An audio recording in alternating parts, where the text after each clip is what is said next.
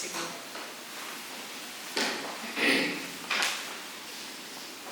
Is there a signal?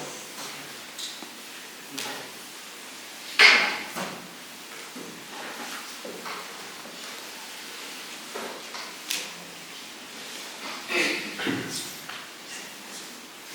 Good morning, dear Sangha. It's me again. Dear Sangha, please listen to 3 sounds of the bell. Please sit beautifully. Be mindful of your breath.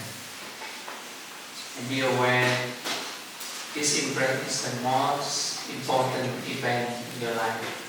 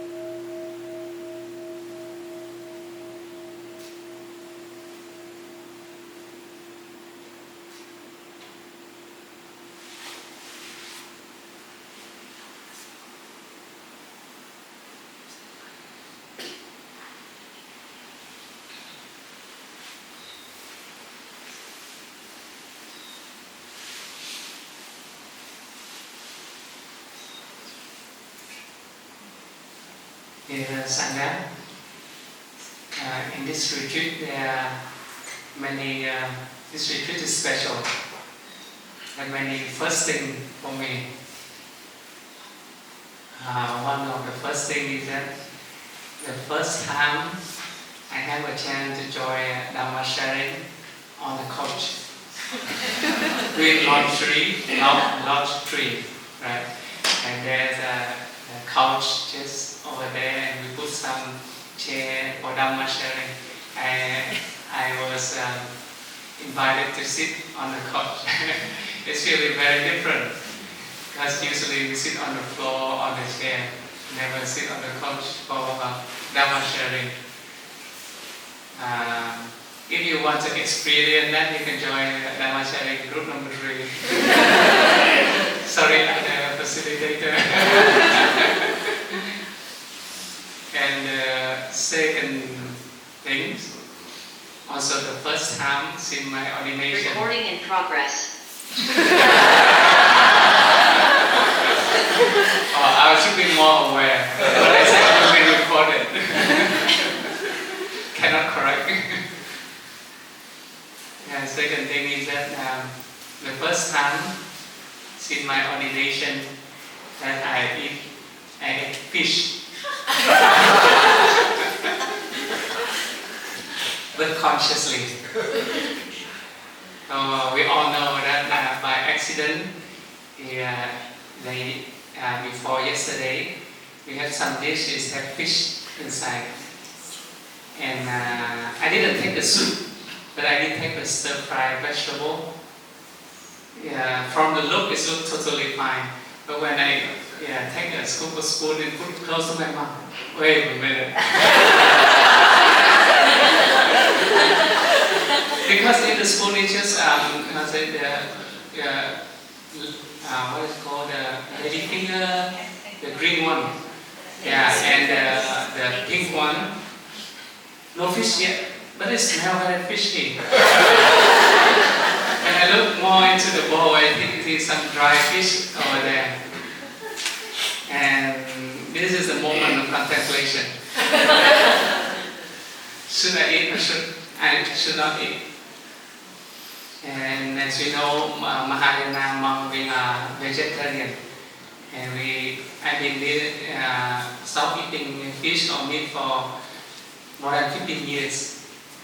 So the smell is, I have to say, really bad for me. But when I look into my bowl, I see that this fish already have to die. This living being already have to die in my bowl. If I don't eat, their life will be wasted. So I consciously eat it. Even if they didn't feel good at all, but I consciously eat it. So maybe the fish turn to Dharma talk today.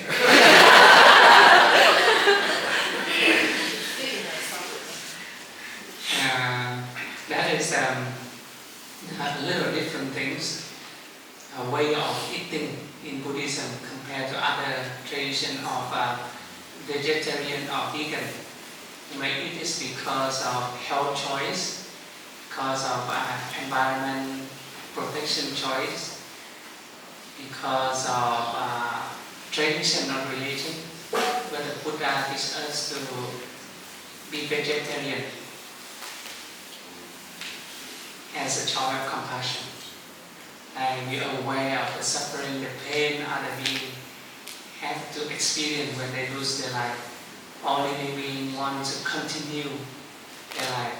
So that's why we try to reduce the most impact of our existence, our own existence on the other beings. But once they die in our bowl, don't waste it because I'm a pure vegetarian. You eat it consciously. Even though it may not tasty or it may not smell good, we can eat and transform that life into something meaningful. That's the way the Buddha teaches. And the monks during the Buddha time, there are two rules when they go to alms round in the village. First, eat vegetarian. Second, don't choose the food. But through time, because in Indian society, come to the temple or you meet when you meet a hermitage or you meet a yogi, everybody know vegetarian. Even lay people, they eat vegetarian. So offer vegetarian food for the practitioner, the monk, the hermit, is natural. But if in some case, there are meat, the monk also take it. Because we also choose not to choose the food. You take whatever is offered. But through the transmission from country to country, in some country like China or Vietnam, we keep the vegetarian, but we lose the not choosing the food. In Thailand, they keep not choosing the food, but they lose vegetarian. But back then in Buddha time, both of that considered. And even there's a funny story that two monks went to the village to alms round, and in the market, and there's a bird fly down to a shop, a meat shop, butcher shop, and take a piece of meat and fly up. And people throw the stone into the bird. Bird is so scared, so it released the meat and somehow it dropped right to the bowl of the monk. So both monks confused. Should I eat or should I not eat? Because if I eat not vegetarian, then I'm not eat it. So I'm choosing food. So they're very lovely, the monk, and they're very lovely. Whatever they don't know, they come back to ask Buddha, should I eat it or should I not eat it? If I eat, I violate your precept. If I'm not eat, I also violate your precept. Put Buddha in a very difficult situation. But Buddha is not a normal guy, you know. He's very smart. And he said, think that the chance that two monks went to alms round and a bird catch a piece of meat and somehow it dropped into the bowl of the monk, it's very rare. So you eat it. Rather than say that, okay, it's not vegetarian. because it will happen more. So that is the original story. And the other one, as a Buddhist practitioner, we eat vegetarian out of compassion because we respect the life of other beings. And if there's no fixed thing that should or should not, it's just awareness that that being and me are one. That life I borrow, so I have responsibility on how I live to turn my life become something helpful for me, for others, or turn it to something destructive for me and others. That's our choice. And in this retreat, I want to make one more first thing. At least since I joined Plum Village, is that there's a sutra that the monastics can often read. And we study oftenly, but less we touch to lay practitioner in the retreat. Maybe in a course, yes, but in the retreat, no, because it's difficult. It's long and difficult to teach. And even when get people to understand already difficult, but once people understand, also difficult to accept. And even when you accept, it's still difficult to let go. But in this retreat, it seems like the condition is favorable. When the average age of us in this retreat is above 45. Very special. Usually public retreats is very young average age. And when we above 45, we may experience many family members, the one who we love dearly, have to encounter serious sickness. Sickness that difficult to cure or even cannot cure. Or if that person have to pass away. Or we experience ourselves that some part in our body no longer function normally anymore. Or it starts to disintegrate.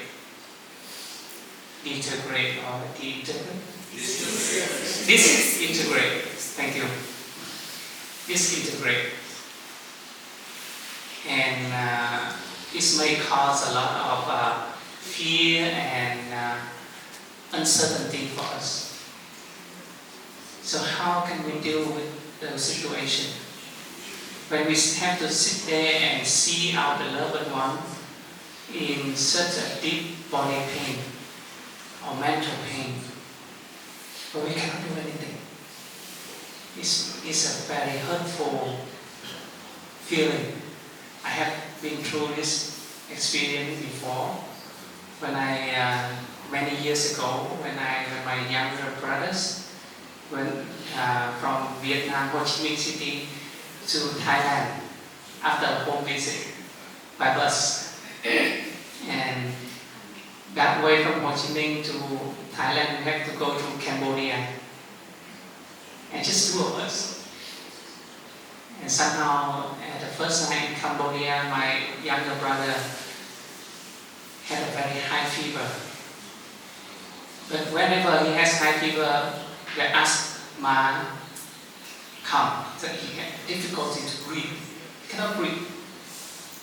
And I was 24 at that time. I don't know what to do. So I leave him in the hotel and ran out, try to buy medicine. But unfortunately, the Cambodian don't know me and I don't know Cambodian.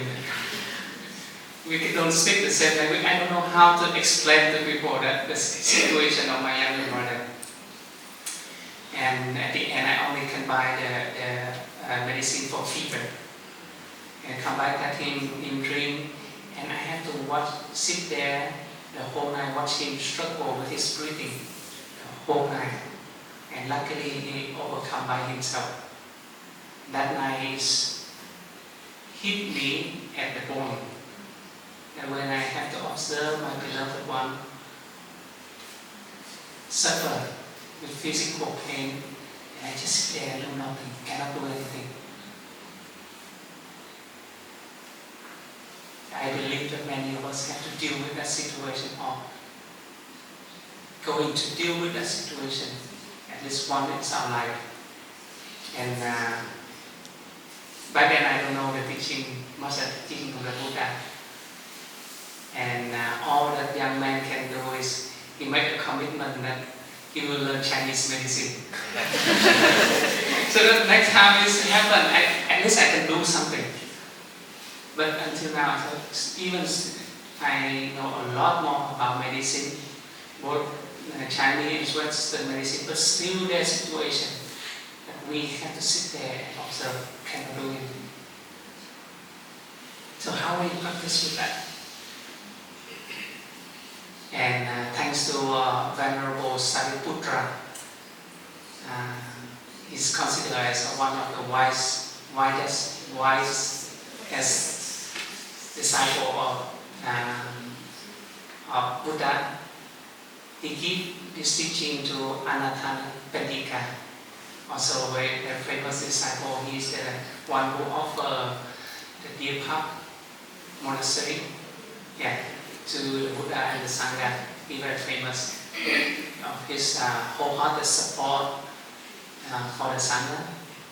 And the situation comes when Anathapindika gets seriously sick, and Venerable Sariputra and Ananda are assigned to come to visit him.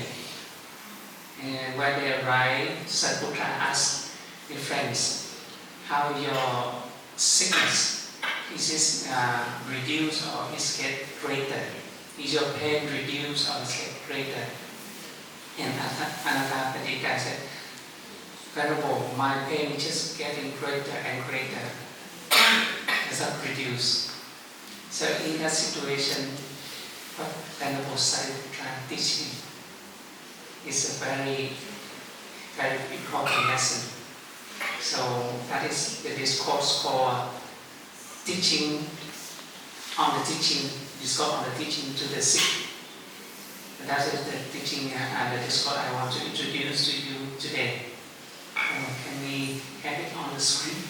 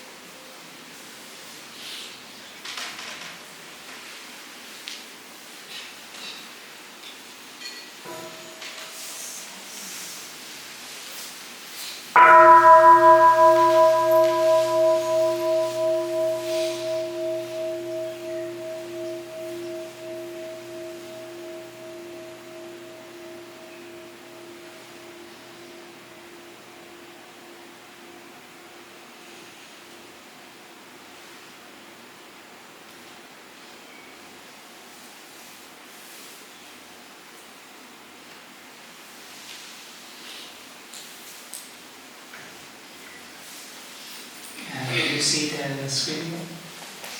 Okay. Wonderful.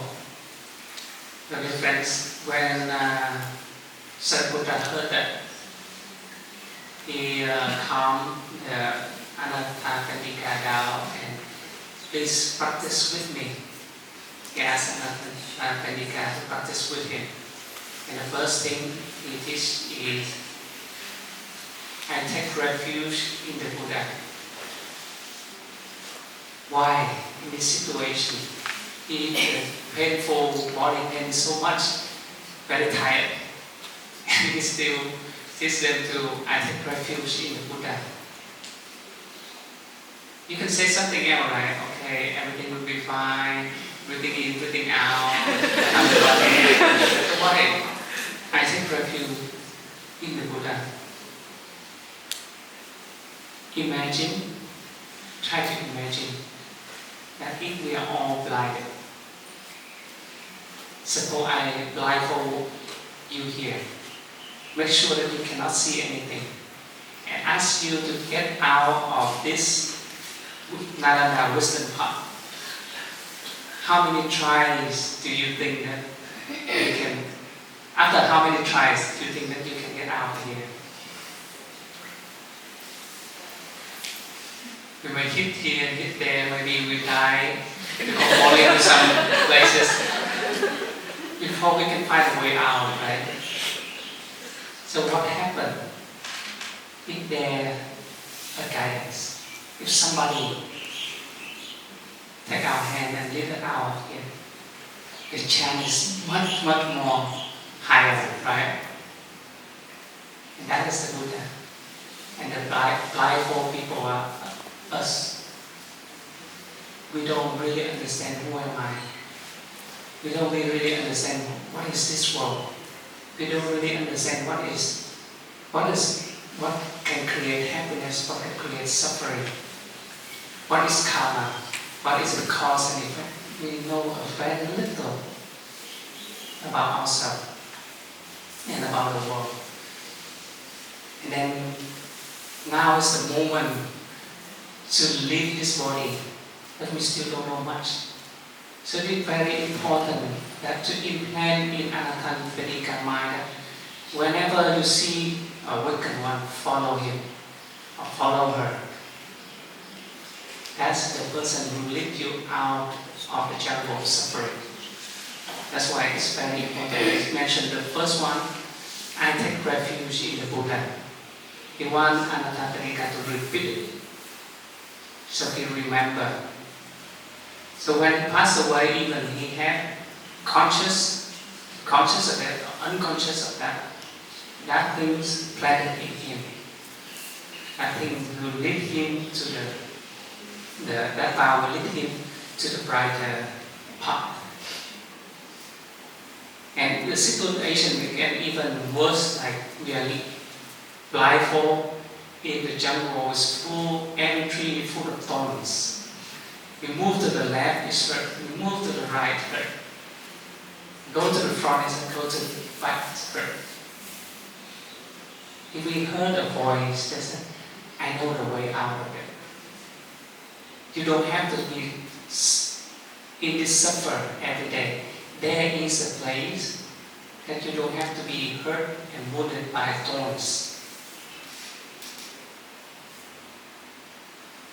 Do you see the significance of this? We've been blindfold in the tribe, everybody blind. We were born that we will be hurt every day, and we start to think being hurt is normal. Being suffer is normal. There's no way out of suffering. Being human beings means being suffered. But a person came and tell us that there is a place that you don't have to suffer like this. I know the way out. Please follow me. It's an eye-opening. It's the chance, very rare chance of the human life that we encounter a wicked one. Is it Gautama or is it anybody else? The name is not important, but the enlightened one is the one who knows how to get out of suffering, come to the place where you are master of your own life. So that's why I take refuge in the Buddha, I take refuge in the Dharma, which is the guidance of that person. And I take refuge in the Sangha, which is the people who follow the teaching of that person, of the awakened one. That is the first three things. And whenever you feel confused in your life, you don't know what direction to go, you don't know what direction that your loved one should go, please recite this, because it will plant the seed. the seed of following the awakened one, following the person who has wisdom, following the person who knows how to get out of suffering.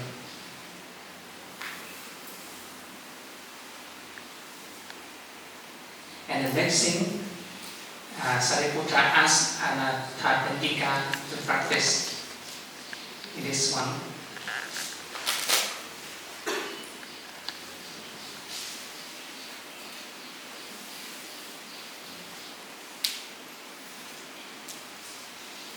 The next slide, please.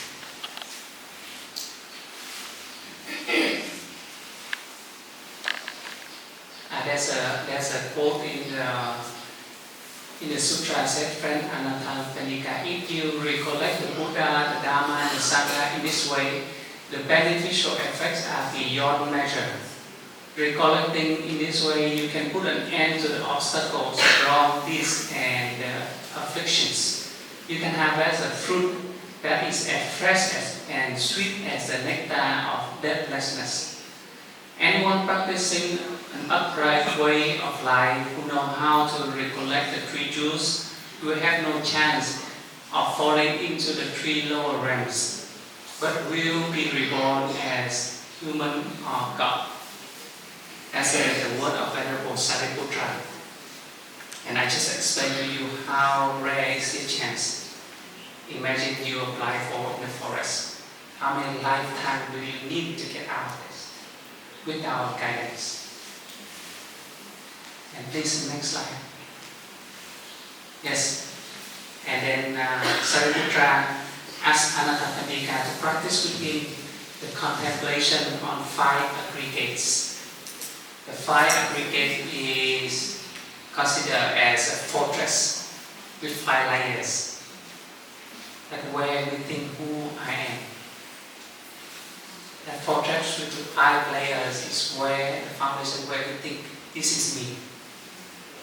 That is not me. So may I ask you who you are right now? At this moment, right this moment, your perception who you are right now. You may like to close your eye and experience who you are at this moment. Who I am right now. Be sensitive. Be aware. Okay, please open your eye. Anybody have an answer? In your experience right now, who are you?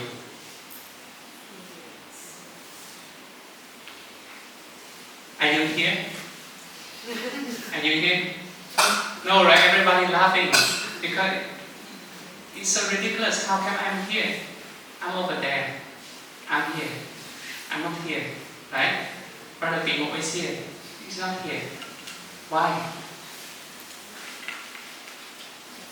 Because in my experience now, something inside the skin I consider as myself. Something outside the skin is no longer me. It's something else, right? And you experience something like that right now at this moment? Right? Something within the skin, something I feel within the skin. Maybe this is me. Outside of this skin, no longer me. Right? This is the first layer of the fortress of ignorance. Who am I? We think this body is mine. It's me. Not just mine, this body is me. Right? In your perception right now. But if we look a little bit deeper, is this body really me? Is this body really me? Are we like this all the time? Or are we changing all the time, this body? It keeps changing all the time, right?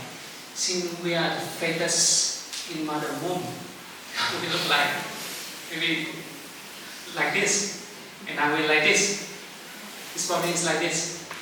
It's changing, and it's an accumulation. This body is an accumulation of what we eat every day.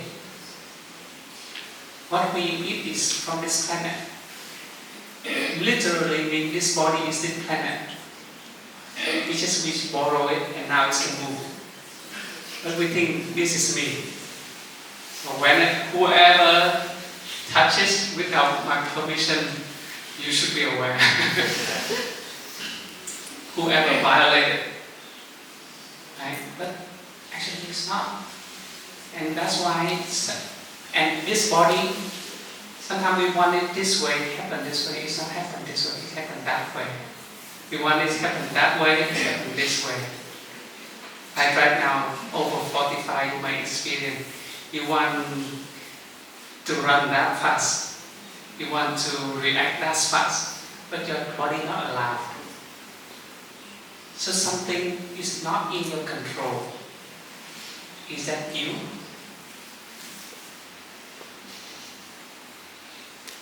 No, right? If something is me, I should have the authority for it over it. But my body, I don't have no authority. You don't believe me, right? Look at your eye. I think you don't really believe. We can do an experiment to see if we can take the control of our body or not. Okay, when I ask you to breathe out, please breathe out comfortably. And when you breathe out comfortably, hold it. Don't breathe in. And I will count. Let's see who can keep to hold the empty of the breath longer. Okay? Let's try. Try to see. We need an experiment. Okay, please breathe out. Hold it. 1, 2, 3, 4, 5, 6, 7, 8, 9, 10, 11, 12, 13, 14, 15, 16, 17, 18, 19, 20, 21.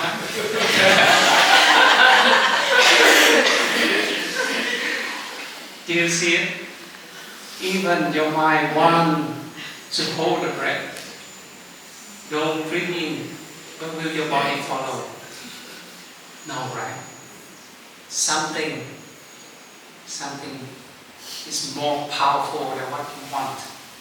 Take control of this body. Even this very, very breath that we think is mine, but out of our control. It has its own wisdom. It's got its way. We just live in harmony with it. You can never take control of it. So if you see somebody or know somebody who want to commit suicide, ask them to hold the empty of the breath. And let's see if they can hold it long enough for dying. Because they will experience that their body, his or her own body don't want to die. Only this mind mess up everything. Right? Commit suicide by stopping breathing is very difficult, extremely difficult.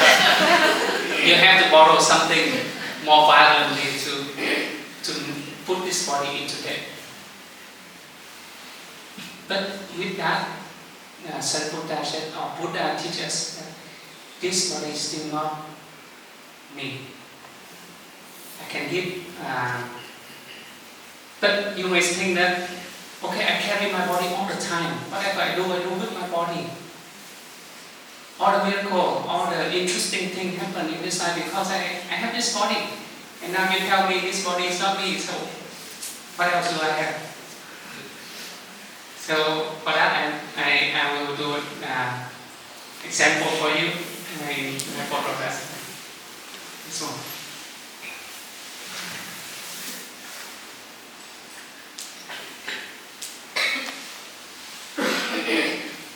So this is a bucket and it's very useful. It can do a lot of things. Depending on how smart we are, this one can do a lot of things.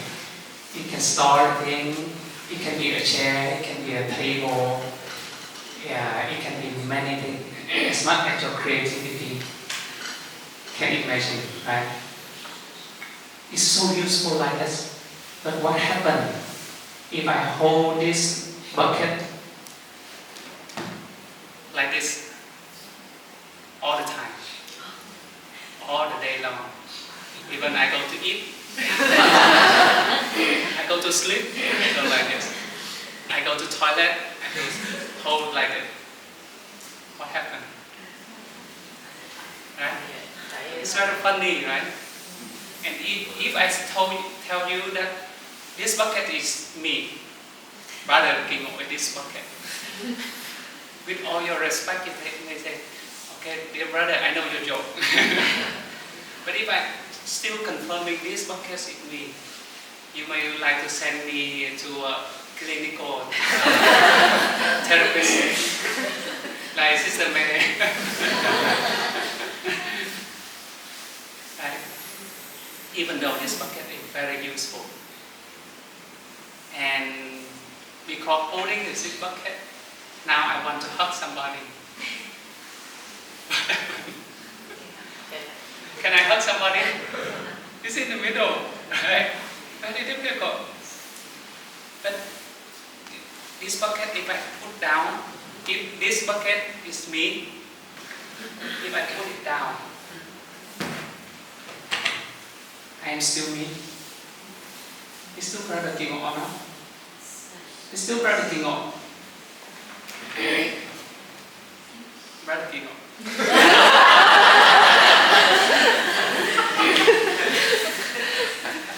So same thing. Our body situation is like this. It's like this bucket. It's have many miracles in our body. There's no deny. Our body very useful in our life. But when the moment I think that this bucket is me, that is the big illusion. And it's create a lot of problem. Like when I think my body is me, when I think it's me, I cannot let it go. And it's create all the human suffering nowadays. And in the history, this is my body, this is my territory. I will protect it with all costs. Right? But this body is a borrow from this planet. One day we have to return everything. You cannot carry anything of this body continue. You have to return. So if we live in a way that we think this body is me, the moment we pass away is a very peaceful moment, because that moment this body no longer follows it anymore. And if you're not prepared for that, if you're not aware of that, your body is not you. The moment you have to share this body is the most peaceful moment, not for you, only for you, but for all your beloved ones. So living in awareness that this body is not me, is helpful to create a distance. But you may ask, brother, if this body is no longer not me, so should I take care of this body or not? How can I take care of this body? Suppose like this robe, I wear it for quite a few years, and even this robe has my smell. If brother hang all the clothes together, I can find it by the smell. But if I say this clothes is me, and this is a problem. Right? And because this clothes is not me, so if this clothes is dirty, I can take out, I can wash. If clothes is scratches, I can stitch it. If it's clothes, if it have a big hole, I can mend it. I can take very well care of this clothes because I know the clothes not me. But if I think this clothes is me, somebody want to change this clothes and said, you not respect me as who I am. I want to live as I am. Right? You heard this phrase regularly. I want to be myself, but I consider this robe is me. The same thing happened with the body.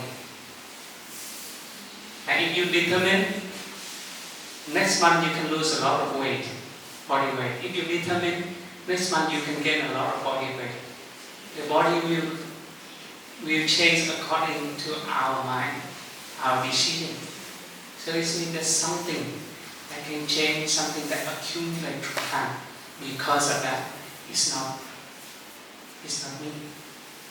It's just that something go along with me for quite a number of time. So the first contemplation of 5 aggregate,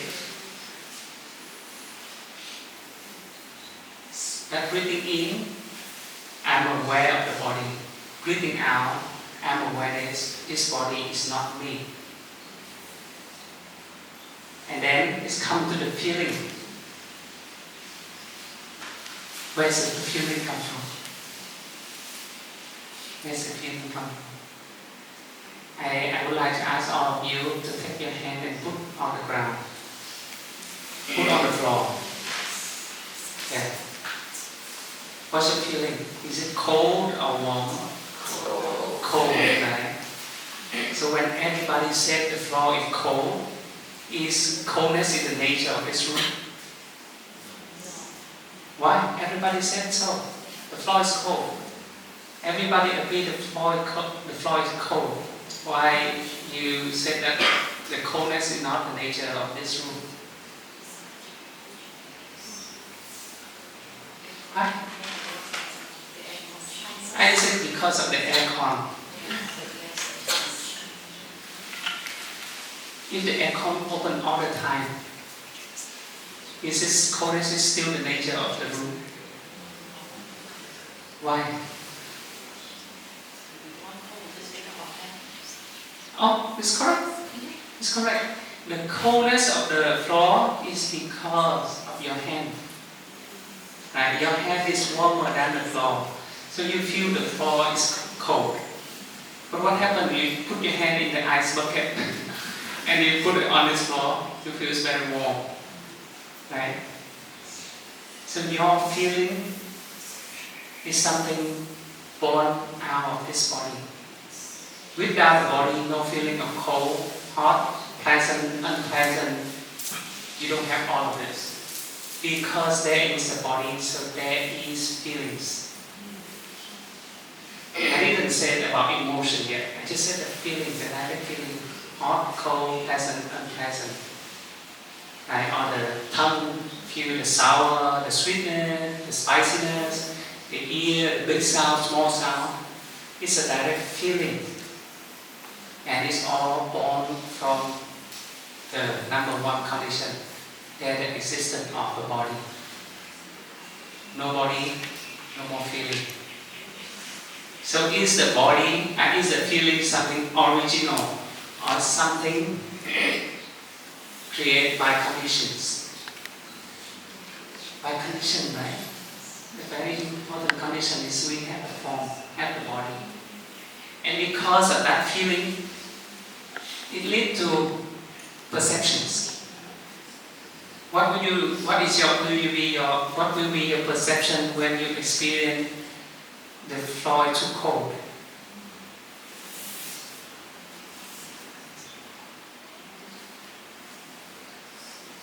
If you feel too cold, we will try to think of something to make it not cold anymore for us. Right? If it's too hot, like if we touch the hot pan, the perception is that it's too hot and we take out our hand. Or we meet somebody and we perceive that this person is hot-tempered. There are a whole lot of perception we create how to deal with this person or how to get away from this person. Right? Or we see somebody as we perceive as enemy. All the thinking after that is how to run away or how to eliminate that person. But if we perceive that person as my friend, all the other thinking we go along will be very different. Right? But it's come from the feeling that is that my friend is the one who creates a pleasant feeling for me most of the time. My enemy is the one who creates uncomfortable feeling for me most of the time. Isn't it so? It's our natural perception. Our feeling comfortable, but our perception we want to stay close. If the feeling uncomfortable, we want to keep a distance. Right? So the perception also the thing was born from the feeling. Perception is something that created by condition. The one thing, something are born out of condition. When the condition is not favorable, it has to end. It has to end. And do you see the end of your perception? Have you ever seen the end of your perception? Or it's not on all the time? When you sleep, do you have perception? No, right? The perception can be off. But if you're not aware of that, you may think that my perception is what defines who I am. For most of us, I have a sharp perception. I have a wider perception. I have a further perception than everybody else. So I should be the boss. I should be the supreme being on this planet. Do you hear this familiar? Yeah, that's when we have the idea that perception is me, all the kind of thinking will happen. Or when we think that feeling is me, what will happen? You not respect my feelings, it means you not respect me. Right? You hurt my feeling, you don't respect me, you don't love me anymore. No, it's just an emotion. After the feeling crash with another feeling. It's just a one perception crash with another perception. It doesn't mean that I don't respect you as a person. In the meeting, it's naturally, and if somebody against our perception, against our idea, one time we will be okay, second time, I'll pay attention. Third time, this person must hate me a lot. But the fact is not like that. It's just that they don't agree with your perception only. It doesn't have to be hate in terms of person to person. This is what I experienced for myself. Many years ago when I working at the CTC, a caretaking council in our center, and there's an elder sister. That's our idea and decision always crushed. And then come to one point, I think this sister must hate me a lot. But for a while after that, there's another situation, and when I have an idea proposed to the Sangha, suddenly she the one who support me, the first one who support me. So that moment is like a slap to my face. Actually, she not hate me. It's just that she doesn't agree with some of my perception, some of my idea. But my stupid thinking consider somebody create discomfort to me, which means that person hate me. This is my enemy. If we can join company meeting, we can have the family meeting with that awareness, somebody against our idea. Maybe that person not really hate me. It's just that we don't agree on some point of view. So that creates a different situation. A friend making mistake, different than an enemy, right?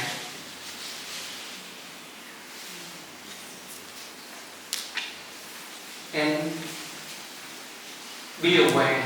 Don't think your perception is you. You can use your perception.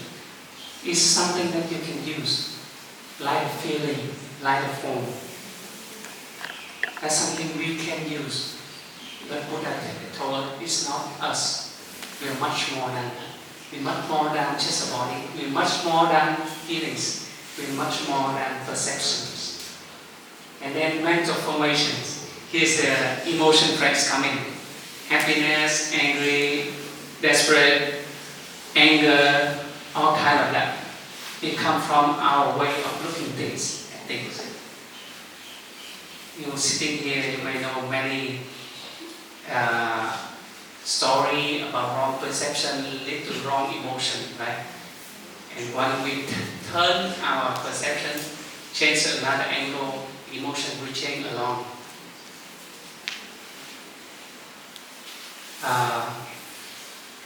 But we may think that anger and despair is something opposite, but actually it's not.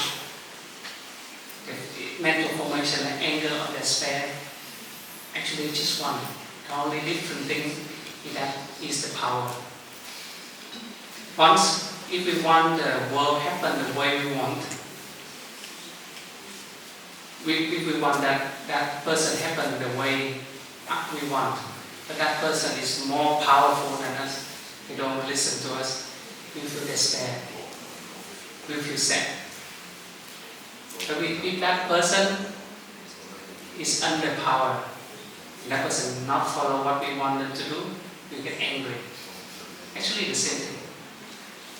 Anger and despair the same thing, only different is how much power you have compared to that person. So you should be very careful with your mental formation. It changes, like Buddha said, it changes like the wind or like the monkey jump from this branch to another branch. Nothing is certain, nothing is sustainable. It has its own power, it's very powerful. I didn't say this one is useless, this one is very powerful. This one can move the whole world. Out of one anger, the war happens. Out of one love, war ends. So this one is super powerful. Because it's so powerful, please use this with care. And don't synchronize yourself with that. Don't identify yourself with that. It's something you can use and make a better use of that. Learn how to use that way. But don't think that this is me. Your emotion come from your perception. Perception come from the feeling. Feeling come from there is the body. So the condition enough is manifest. And the last one is consciousness. So whatever happened in your emotion, whatever happened in your perception, the way you perceive, whatever happened in your feeling, this will be recorded. Not through Zoom. But naturally it will be recorded in a thing we call consciousness. It's a store, a big store that's not within, not outside. It's just there to record everything. All of your emotions will be recorded, all of your feeling, all of your perception, all of your action will be recorded. And it's just there. The consciousness doing all the recording without any purpose. Its nature is record everything. And we ourselves sitting here is full of consciousness, full of recording. Like when you look at a person, how you know this person is not Chinese or this person is not American? How can you not tell? Because you look at the body. This is a piece of memory. You look at this memory and you say, because of this memory you are not American. Because of this memory you are not Chinese. Right? The consciousness is like that. Consciousness record everything. So it's a big HCD, it's a big data center. A big data center. But is the data center is you, or is the data center is me? If a computer without the storage, without the HDD, the hard disk, will the computer still a computer?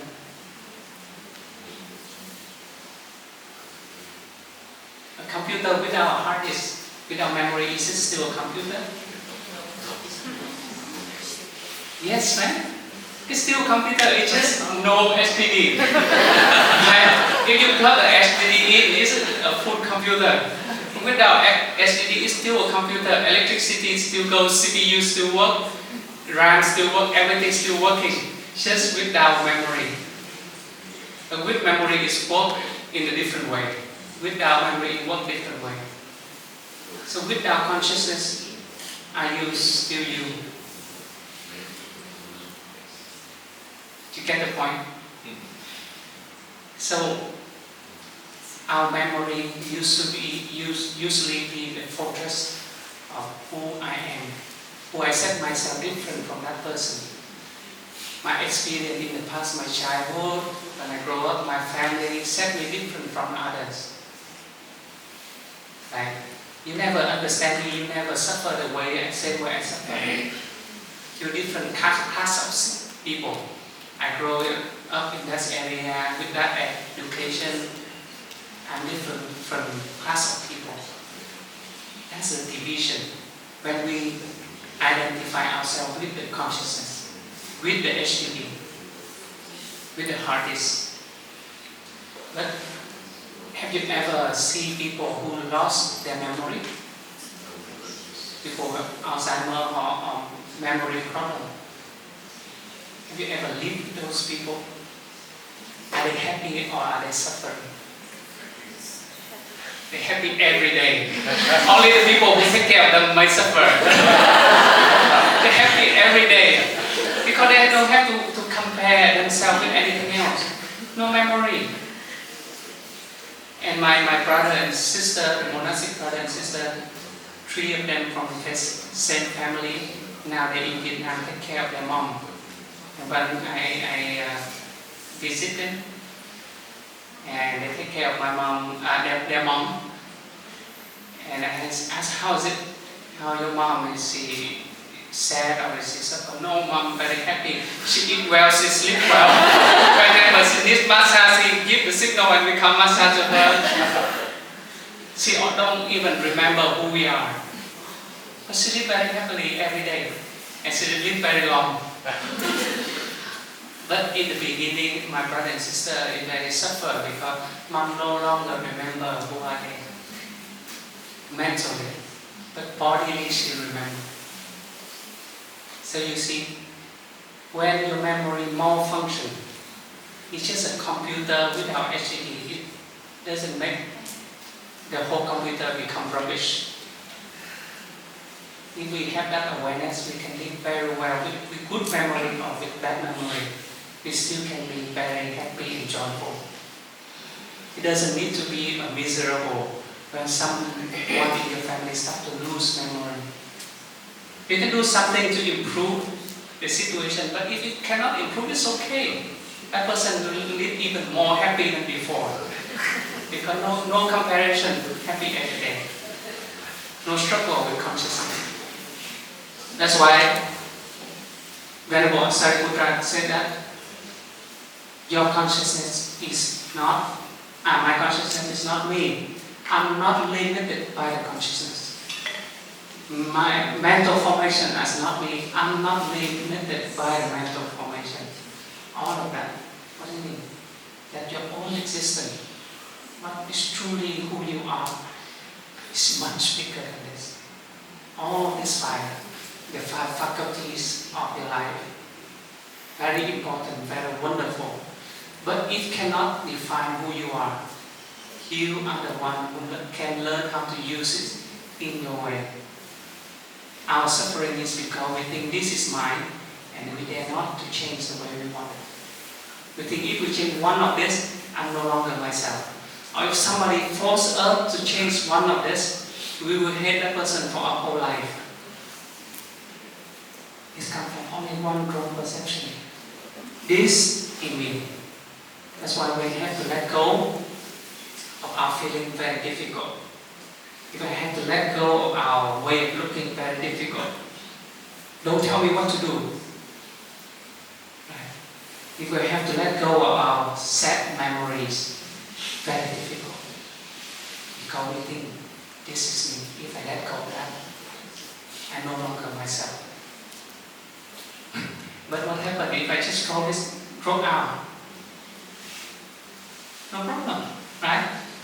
No problem. When I need, I wear it on.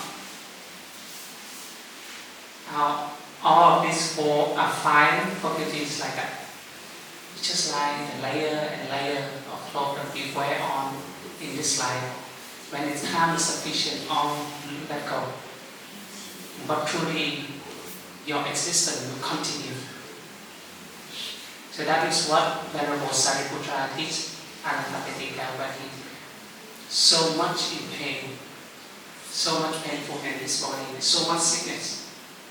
And could we go to the next one?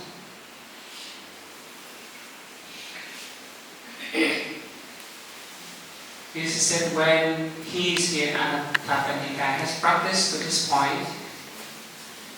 He began to cry and tears flowed down his cheek.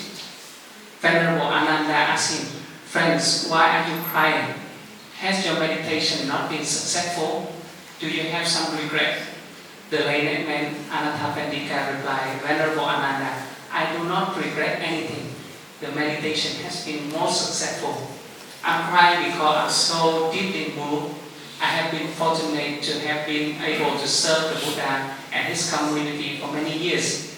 Yet I have never heard a teaching so wonderful and precious as the teaching transmitted by the Venerable Sariputra today."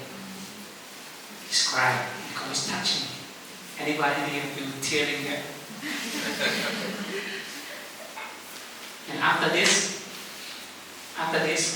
when Venerable Sariputra and Ananda left the house, Anathapindika passed away. And in the sutra said that he went to the heaven of 33rd. So he successfully practiced this because it touched him so much, so he cried. If you cry now, you know for sure in the future where I should go. But let me tell you one funny part in the sutra next one, please.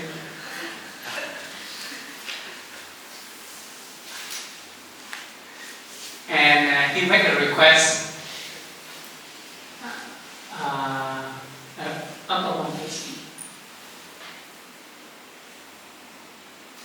Oh, sorry, I forgot to put that paragraph in. Anathapindika, after being touched so much by the practice, yes, could you tell? No. Okay, my SD more function now. Okay, he said that this practice is so wonderful. I have been served the Sangha for so long. This is my first time to listen to this teaching. And Ananda, very funny. This time, I think he's a very young monk. He kind of very funny answer from him. "Do you know, friend, that the Buddha often give this teaching to bhikkhus?"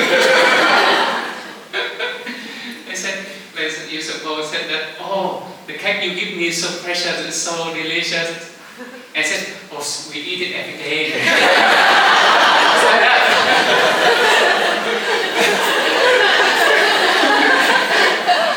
Very funny of Ananda.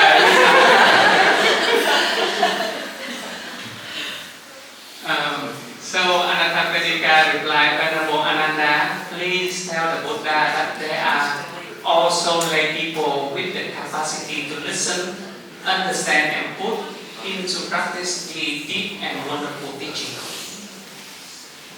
So that is the request from Anathapindika. And later on, this sutra we recited and lay friends recited. And today you know about that.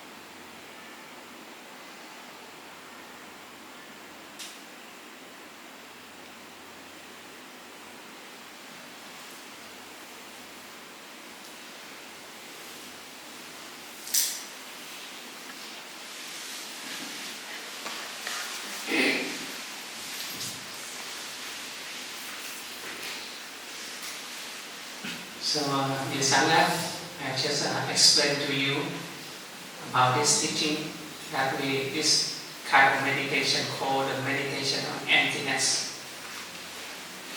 It's the practice of all the awakened being practice. And it's transmitted to us thanks to Anathapindika. And it's just explained. Now I would like to invite all of us to practice it. So please sit upright, relaxingly. Put your hand on your lap or in front of you in a way that you feel no tension in your body at all. Your head is not too much to the front, not too much to the back, not to any side. Close your eyes. Don't open your eyes until the meditation finishes. Observe the breathing.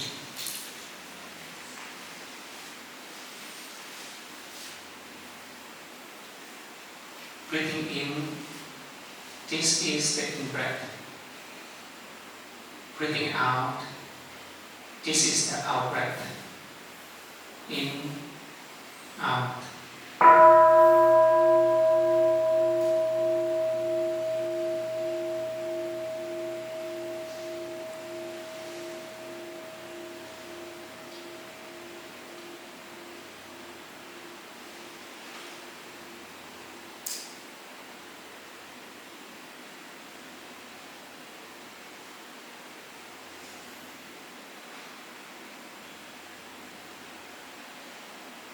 Breathing in, I am aware of the sensation of the body.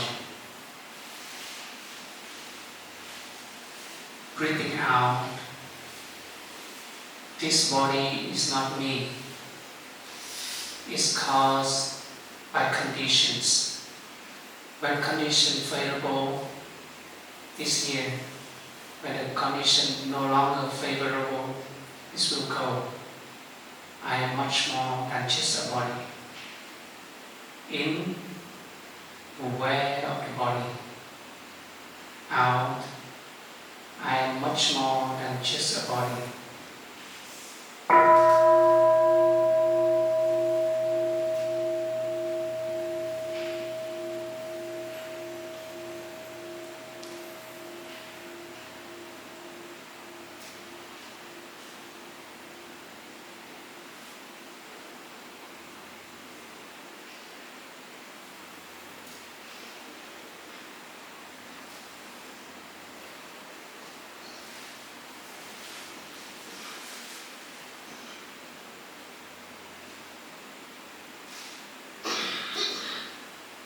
Breathing in, there is no way I can avoid sickness. Breathing out, but sickness cannot define who I am. I am not tied up to this sickness. In, there's no way to avoid sickness. Out, I am not caught in this sickness. I am much more than the sickness.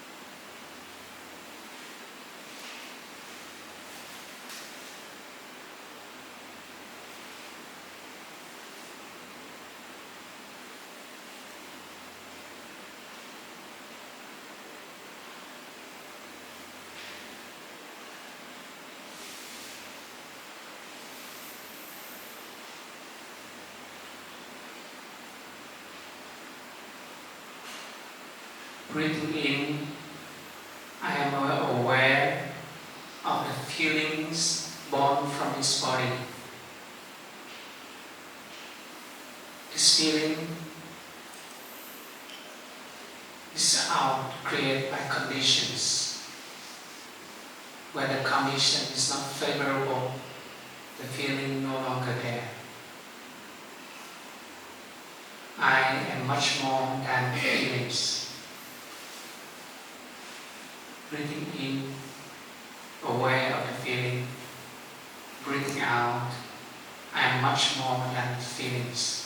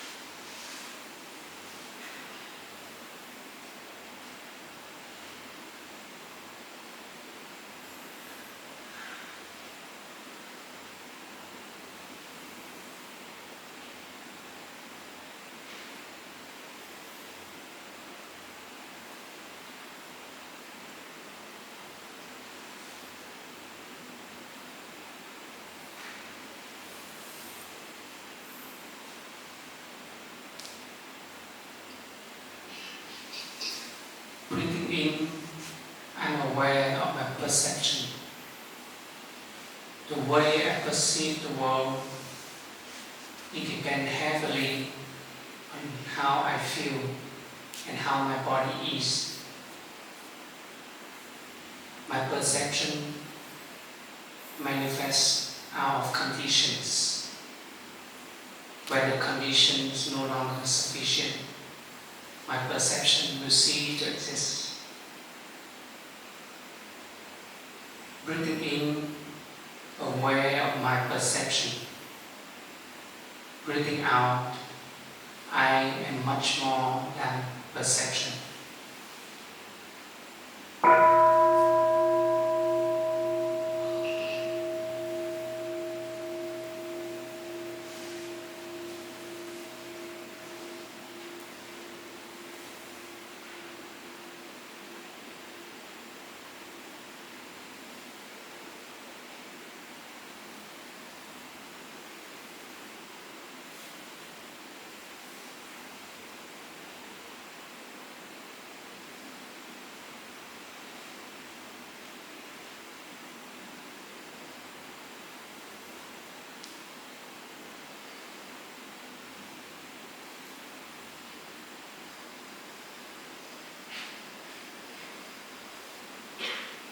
Breathing in, I am aware of my mental formations, my thoughts, my emotions, happy, sadness.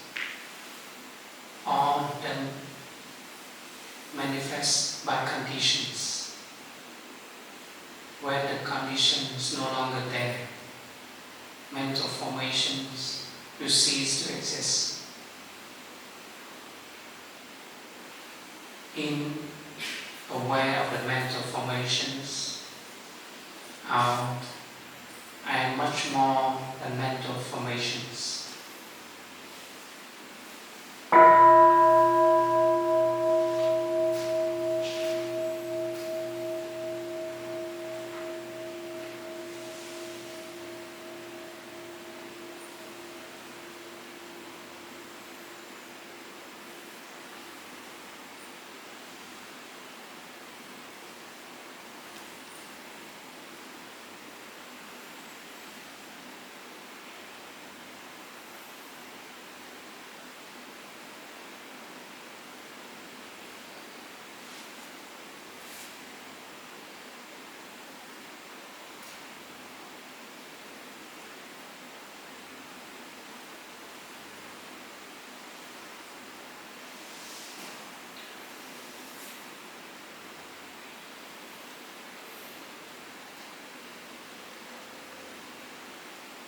Breathing in, I am aware of my consciousness. The hard disk collects all the memories. but memories are things upon our conditions. It cannot define who I am. When the condition no longer there, memories no longer there. In aware of the consciousness, out, I am much more than consciousness.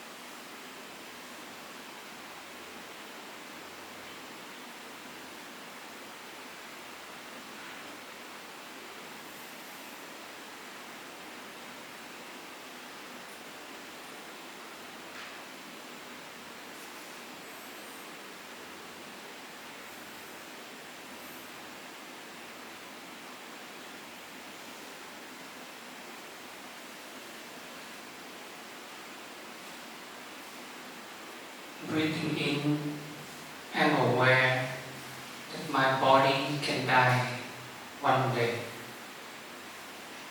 Breathing out, I'm aware that but myself, who I really am, cannot die.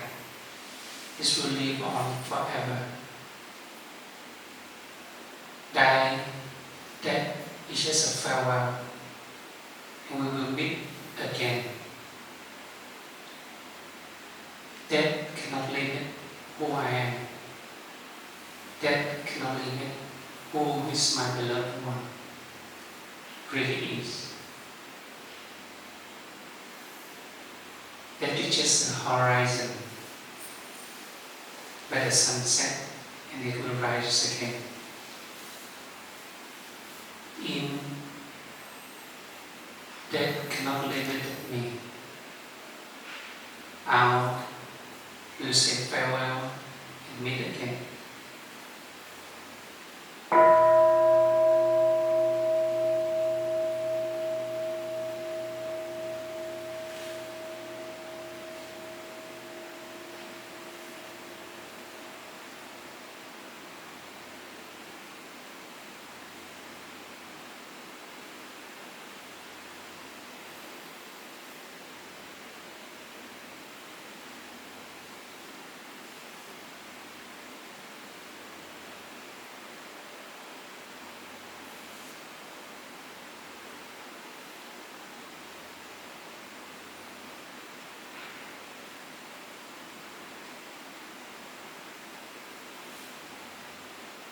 Thank you, Sangha, for your practice, your presence here today.